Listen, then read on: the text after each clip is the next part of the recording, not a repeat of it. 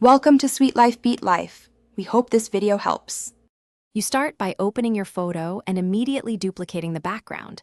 This protects the original and lets you compare as you go. Make a new transparent layer above for all retouching so you can erase or lower opacity later. Once done, toggle guides and zoom to 100%. That reduces interpolation errors. Also set a small brush, 0.5 to 5 px, for fine spots, and choose healing or clone depending on texture versus pattern, because the tool choice affects realism. You now correct tone and color.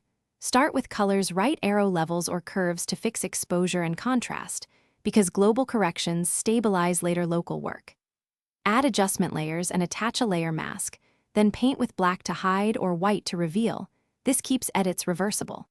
For localized fixes, make a selection with free select or by color, feather by 1 to 10 pixels to avoid hard edges, and apply curves or hue saturation to that selection. Make sure to toggle the mask to check You finish by merging visible into a new layer for non-destructive sharpening.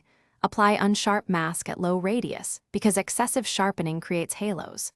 Then export, PNG for lossless needs, or JPG at about 80% for web, and keep original XCF if you will edit later. If you see halos, banding, or cloned repeats, undo to the duplicated layer and lower strength. Increase selection feather, use softer brushes, or reduce contrast in problem areas. That single troubleshooting step saves time and Thanks for watching.